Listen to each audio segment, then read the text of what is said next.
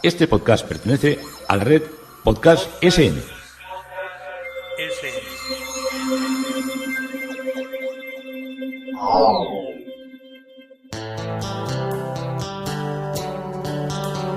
Historia con sentido.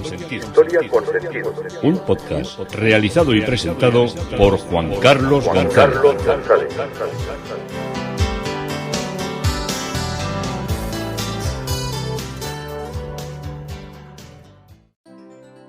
Un saludo para cuantas personas me escuchan a través de las redes sociales, de Twitter, de Facebook y de mi página web Historia con Sentido. Un día más encantado de acercaros un espacio de la historia, de vuestra historia, que la hacéis vuestra cada vez que escucháis uno de mis podcasts. Hoy empezamos un recorrido largo, pero va a ser un recorrido muy interesante. Pues vamos a empezar a hablar del arquitecto Andrés de Vandelvira. Muchas veces nos vamos por ahí a buscar grandes arquitectos que merecen la pena, que merecen la pena, como se iba diciendo, pero tenemos aquí excepcionales arquitectos que nos dejaron obras colosales que las podemos seguir visitando. Andrés de Vandelvira, él nos acompañará durante una serie de capítulos que escalonaré con otros podcasts de otros temas para que no se nos haga todo tan pesado y que sea más abierto a nuestro conocimiento. Uno de los amigos de mi padre se llamaba Jonelli Apaulaza. Jonelli era, John Eli, aunque suene un poco americano, pero es un nombre en vasco y significa Juan Elías. Alguno ya lo habréis adivinado antes de que haya avanzado mucho en la expresión. Eran muy amigos, fue el último de los amigos de mi difunto padre que murió, probablemente porque era jefe de una fábrica y entonces estuvo expuesto a menos a lo que eran los rigores laborales, los productos químicos, los productos pesados de aquella metalurgia que pues resultó económicamente atractiva, socialmente desarrolló una región, pero que se llevó por delante muchas vidas, desgraciadamente. Pero no vamos a ir al lamento, ni vamos a ir a girar la vista hacia atrás, porque lo que os voy a contar son aventurillas de estas que me pasaban. Bueno, este Jonelli tenía una fábrica de cuchillos. Diréis, una fábrica de cuchillos. Pues bueno, en un mundo de características de fundición tampoco sería algo inaudito. Pero bueno, allí sí que era, al menos desde mi punto de vista en el País Vasco, era algo curioso, porque yo no conocía allí muchas fábricas de cuchillería, que probablemente las hubiera, pero no exactamente en mi zona, y nunca vi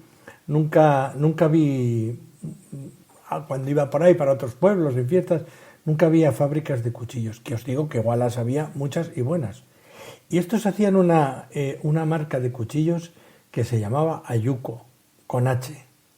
No me digáis por qué eligieron ese nombre, porque ya el pobre hombre, pues yo la última vez que lo vi ya, antes de que dejara este mundo, estaba allí sentado en un banco ya fatigado, ya muy mayor.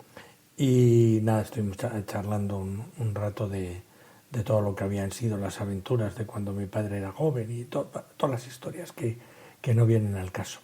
Pero siempre teníamos el capricho de los cuchillos, pues tenían que salir pues un elemento perfecto. Entonces, como sabéis, en los talleres, pues siempre habría una sobra inmensa de productos que salían mal. Lo mismo llaves fijas, que llaves inglesas, que destornilladores. Si la rebarba se había ido un poco mal, pues había que tirarlo. Y tú ibas allí no era el contenedor, sino que era en las afueras de la fábrica, hacían ahí una especie como de montón de chatarra, que luego venían los chatarreros y se la llevaban. Pero si tú pasabas por allí y veías llaves que estaban prácticamente perfectas, pero que en el último momento de su desarrollo, de su mecanización, pues habían quedado con una estría o o con un golpe en la imprimación, en la cromación que le habían dado al final, pues la rechazaban. Te vas a un destornillador que era excelente, que te podía costar, bueno, no bastante dinero, porque las herramientas bajaron mucho de precio, pero te podías hacer cogiendo. Esto hay algún amigo mío que también es muy propenso a la búsqueda en los contenedores, pues podías coger tranquilamente un elemento que iba a estar en la chatarra. Bueno, esto yo no sé si ahora sería considerado delito. Claro, con la fábrica de cuchillos, pues indudablemente no dejaban los cuchillos que salían mal en la puerta de la fábrica, porque esto hubiera sido luego que hubiéramos sido todos armados. Cuando os hablo de cuchillos, os hablo en la especialización, en la marca especializada que hay centros, que eran cuchillos de monte, esos cuchillos que los montañeros llevaban. En idea eran unos elementos que se habían hecho para la caza, eran cuchillos que llevaban los cazadores, pues si tenían que quitarle la piel a un jabalí o sangrarlo para que no se quedara el jabalí, para que no mantuviera productos nocivos, un largo etcétera. No voy a meterme en el mundo de la caza, que es muy prolijo, pero sí que llevar incluso para defenderse. Había otro elemento que también era de defensa, que os hablaré el otro día, que eran las maquillas, que también se empleaban allí, se llevaban mucho, estaban en casi todos los caseríos y la gente mayor las tenía, que era una especie de bastón, que dentro del bastón se tiraba de la parte alta para arriba, que estaba con una bola, si era muy buena, era de marfil, o de no sé qué exactamente qué madera era, pero era negro, o caoba muy bruñida y con cuero. Entonces tirabas de esa empuñadura para arriba y sacabas un puñal largo. Eso para nosotros era como estar viviendo las aventuras del siglo XVIII, cuando asaltaban una diligencia y uno salía con un pincho y todas estas cosas. Nosotros, que teníamos cierta relación con el empresario, pues como salían muchos cuchillos mal y no siempre los iban a fundir, no siempre los iban a dejar echar a la chatarra, pues nos dejaban asomarnos por allí y nos podíamos llevar 2 o 3 cuchillos de estos que estaban mal. Con el hijo, con Jonel y Junior, o hijo, que luego fue, no os voy a decir, bueno, si atáis cabos por el nombre, lo habréis visto muchas veces, porque ha sido uno de los personajes que durante una temporada salió en la popular y televisiva serie de Aquí no hay quien viva. No os digo más porque no voy a meterme por ese mundo, porque la serie tampoco es que a mí me emocione demasiado. Bueno, entonces teníamos esos cuchillos y los guardábamos porque el mundo de las navajas estaba como más controlado. Las ferreterías vendían navajas, sobre todo esas navajas suizas que tenían como 25 cosas, un destornillador, una tijera, una lima, eso era ya lo máximo que podía alcanzar a tener un chaval, un joven.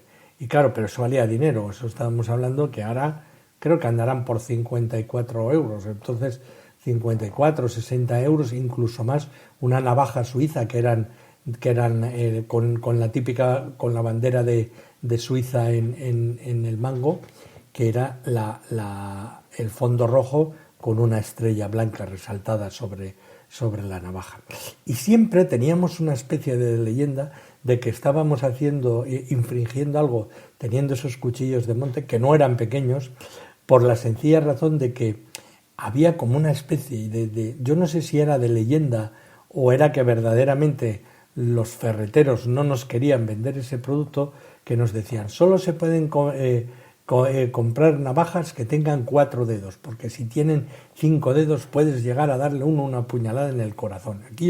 Aquello ya nos parecía tan transgresor que nos quedábamos pues con nuestro cuchillo de monte, que lo teníamos siempre ahí. Venía una funda de cuero y todo.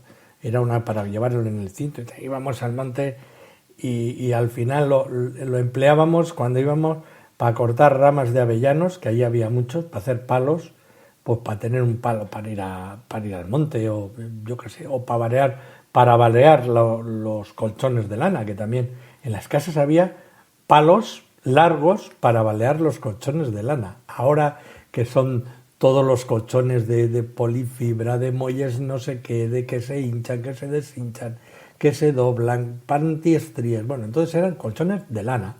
Y los colchones de lana se lavaba la lana una vez al año y se variaba luego para que se soltara, porque de todo el invierno y de todo el año, de tumbarte encima de la lana, pues esa lana se apelmazaba y se hacía como bolas, no exactamente como bolas.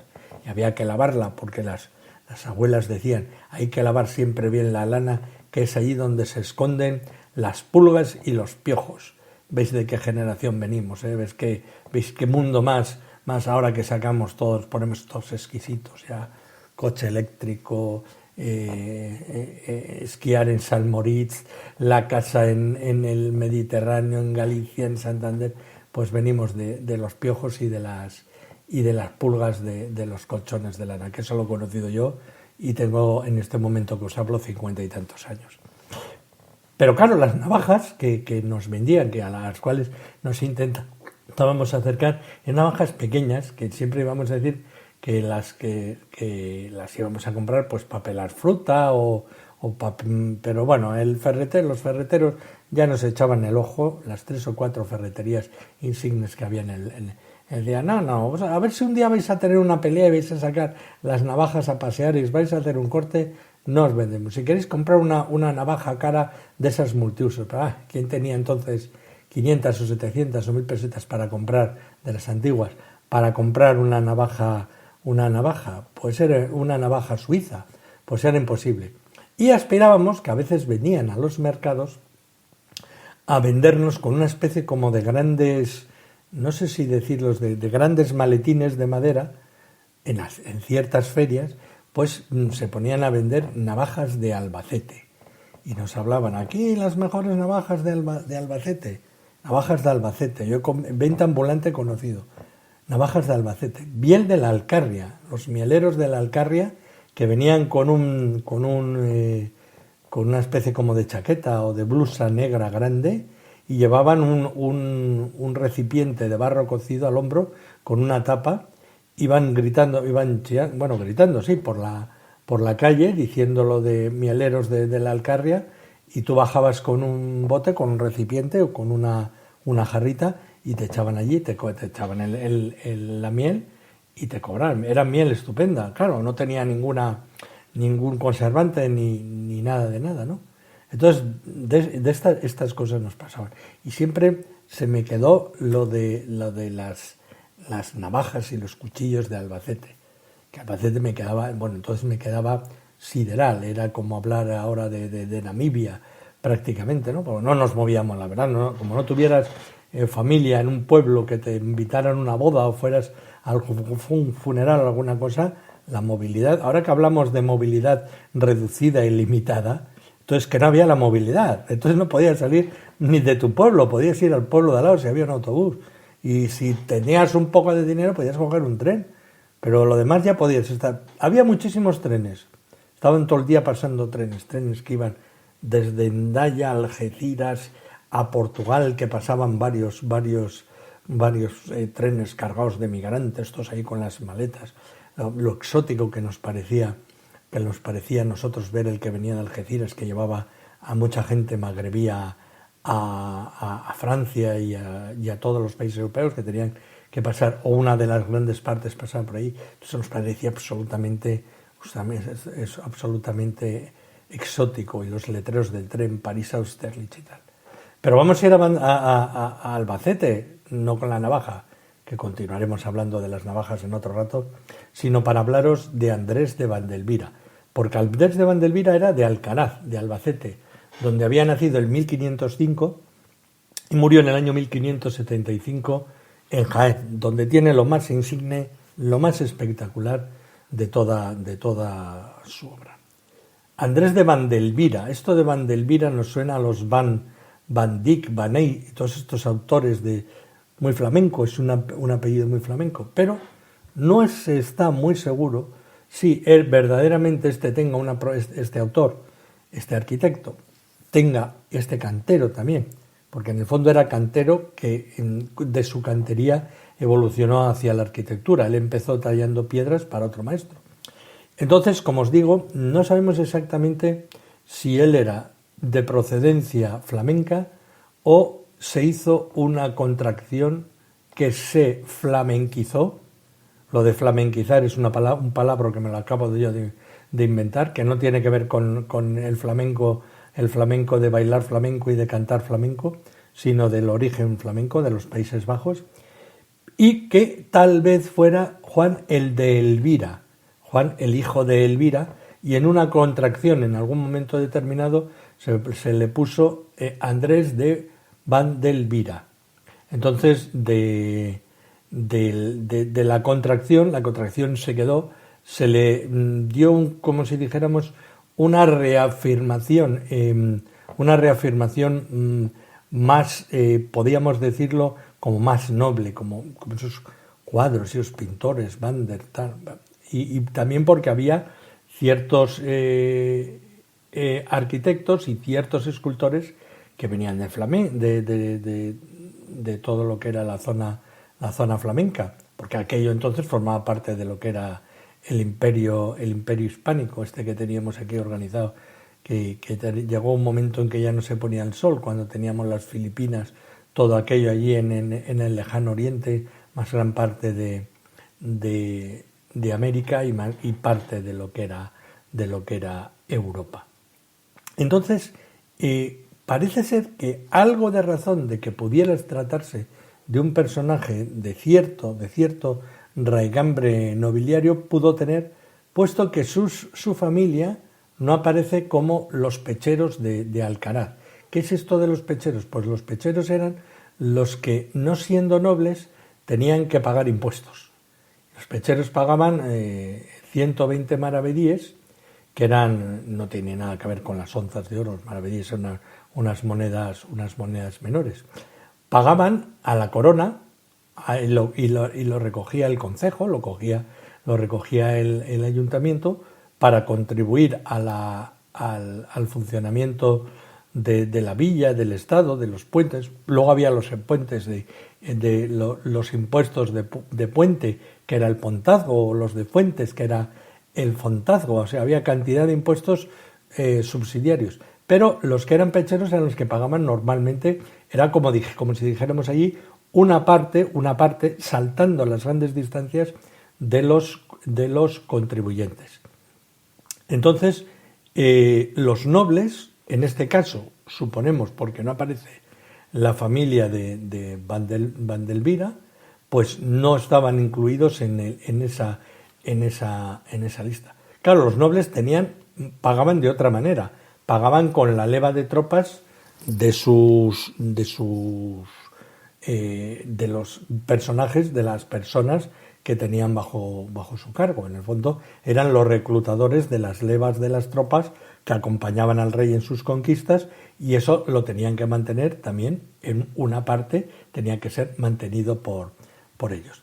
También en sus orígenes pues ha habido mucha confusión, porque en un libro que se titulaba El catálogo de los obispos de las iglesias y catedrales de la diócesis de Jaén y anales eclesiásticos de este obispado, que es una obra de 1654, pues se habla de un supuesto familiar o padre de Vandelvira que había ido a Italia y que había aprendido con Miguel Ángel, y que de aprender con Miguel Ángel la escultura y todas estas artes había vuelto a Jaén y había trabajado en las obras de la catedral. Pero todo esto, y que había sido rescatado para el arte hispánico por el secretario del emperador Carlos V, Francisco de Cobos, y que por eso estuvo haciendo construcciones en Jaén y en Baeza, en Úbeda. Entonces, todas estas cosas eran las que marcaban todo el idílico mundo que había escrito en este libro, en este catálogo, Martín Ximena Jurado, que es un personaje que vive entre 1615, 1664, y que había empleado toda esta literatura como secretario, que era del arzobispo de Toledo, que había sido primero obispo de León y luego más tarde cardenal. Estoy hablando, voy a buscar el dato, estoy hablando del cardenal Moscoso y Sandoval, como os digo, obispo de Jaén y arzobispo de Toledo, que estos a sus secretarios y les ponían a trabajar siempre en hacer pues como una especie de historia todavía más gloriosa. O sea, las diócesis, muchas diócesis de nuestro país, pues vienen después del final del abandono territorial por parte de Al-Ándalus de muchos de los territorios, se fueron creando nuevos obispados.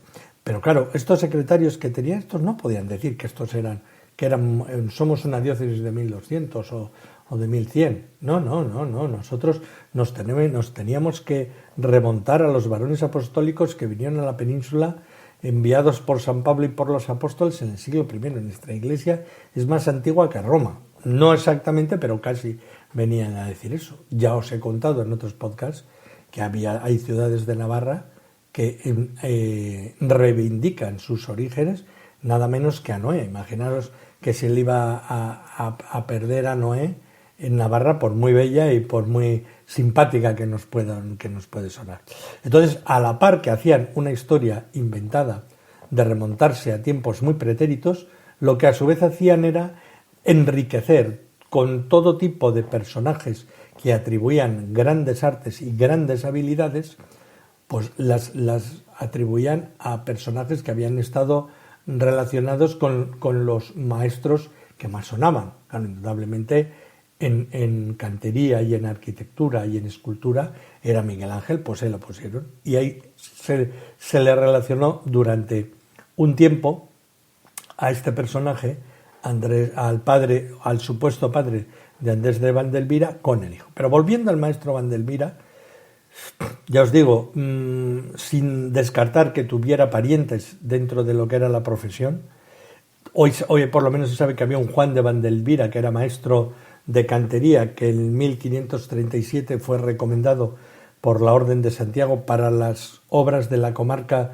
de Segura de la Sierra, donde trabajaba por entonces Andrés de Vandelvira. Lo cierto es que desde 1523, con apenas 18 años, estaba haciendo tareas modestas del oficio de cantero en Alcanar. Y en los 5 años siguientes su nombre aparece ya en obras de iglesias locales como son el convento de San Francisco y la iglesia de San Francisco. Han quedado restos de la intervención de Andrés de Vandelvira en lo que es la capilla mayor del convento de San Francisco, pero esta iglesia ha llegado hasta nosotros prácticamente destruida. Quedan algunos elementos, pero son elementos secundarios de algunas columnas, de algunos repechos que han quedado porque la iglesia, después de la desamortización, se viene abajo y ahora está construido, hay un auditorio. Yo no lo he visitado, entonces lo que os estoy narrando es de la recopilación de datos que he buscado por allí. Las tallas originales, como digo, se han perdido porque fueron picadas para lo que fue sujetar el revestimiento posterior y porque había muchas veces que ya este tipo de iglesias no siempre se hacían en piedras sillares, sino que a veces se hacían parte en piedras de ripios, o sea, piedras que se empotraban, luego se hacía una capa de mortero y sobre la capa de mortero se podía colgar una piedra ya más fina tallada con algún elemento resaltable. Pero claro, esto cuando se hacía una restauración era lo primero que era fuera, porque tenían que buscar dónde anclar la sujeción para la siguiente restauración, para la siguiente transformación que se iba a hacer. Le vamos viendo, lo vamos acompañando, mejor dicho, en una serie de trabajos. Se puede documentar hasta por los libros del ayuntamiento que ya estaba trabajando hacia el año 1527, trabaja en las obras que se hacen en Alcanar, porque lo único que nos queda es la relación de pagos que se estaban haciendo y indicaciones que se hacían para la continuación de la obra. Por ejemplo, hemos pagado a Vandelvira Cantero sobre la obra de San Francisco y en lo de la lonja, en un pósito que estaban haciendo, y lo mismo queremos que acabe la obra como lo hizo en el hospital y en la otra obra. Entonces vamos viéndole que la narración del pago de deudas que tiene el ayuntamiento con el cantero, con el arquitecto, son las que nos marcan la presencia y son las que nos sirven de hilo investigador para ver dónde estaba trabajando y qué estaba haciendo. Luego también porque le encargaban cosas que han perdurado hasta cierto punto y en ciertos sitios, porque el ayuntamiento cuando pagaba, pues le encargaba al cantero que reflejase el escudo del ayuntamiento en las obras que hacía, para decir, bueno, nosotros pagamos, porque muchas veces era un pago que como era una orden religiosa, a veces era quien pagaba era la orden religiosa, pero muchas veces era la corona, o los nobles lo pedían a la corona y la corona lo pagaba, o los nobles lo pagaban del dinero que tenían o de la aportación que tenían de la corona. Entonces lo que el ayuntamiento también, como hacían esos reyes y como hacían esos nobles, que se colocaban sus escudos en las construcciones, pues cuando el ayuntamiento pagaba era cuando obligaba a que estuvieran colocados allí sus escudos. Por eso cuando en una construcción, para seguir la trazabilidad y para seguir, porque claro, de muchos autores y de muchas obras no nos queda una constancia escrita de un historiador que 100 años después de la muerte del personaje hiciera una relación de todas sus obras, no. Muchas veces lo que vamos a una iglesia o vamos a una fachada, vemos un escudo y ¿qué escudo es ese? Pues vamos a buscar a partir de ese escudo si es un escudo municipal, si hay algún libro de pagos en el ayuntamiento que conserve la relación. Porque curiosamente, se conserva mucho de lo que es desde la época de 1500 y muy poco hasta nuestros días, salvo que se quemaran por guerras o por cuestiones de adversidad, los ayuntamientos sí que han conservado mucho la relación de pagos que se hacían y la relación económica de cómo iban solventando todas las cuestiones. Muchas veces se apuntaban, el secretario del ayuntamiento o del municipio lo registraba, porque muchas veces lo que les venían eran pagos. Entonces, pagos y peleas, porque igual estaban haciendo un puente y le habían contratado al arquitecto del puente, pues vamos a suponer por 20.000 maravedíes. Y luego resulta, o por 70.000 o por lo que fuera. Y luego resulta que, o el puente, como pasa ahora, había pasado, en vez de valer 20.000 a 70.000 o 70.000 a 90.000, y el cantero el arquitecto iba al ayuntamiento y decía, oye, que el puente es que he empezado a poner allí piedras y resulta que se me hundían y he tenido que poner 5 hiladas más de piedras y lo he tenido que hacer más alto porque si no cuando venga una riada fuerte se lo lleva.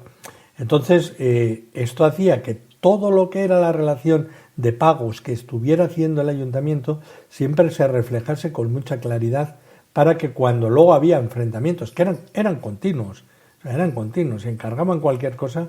Bueno, me imagino que ahora también pasará algo parecido, ¿no? Que igual se le concede una exclusiva de limpieza o de obras a un sitio, vamos a poner las farolas y mientras están poniendo las farolas, pues se dan cuenta que en vez de 1.000 farolas hay que poner 1.600 porque la luminosidad no era la que había. Entonces hay que subir, hay que hacer un nuevo apéndice y claro, todas estas cosas que ahora se hacen por un proceso informático o telemático enseguida, entonces tenían que remontarse, tenían que tener mucha fidelidad del escribano a la hora de reflejar los gastos.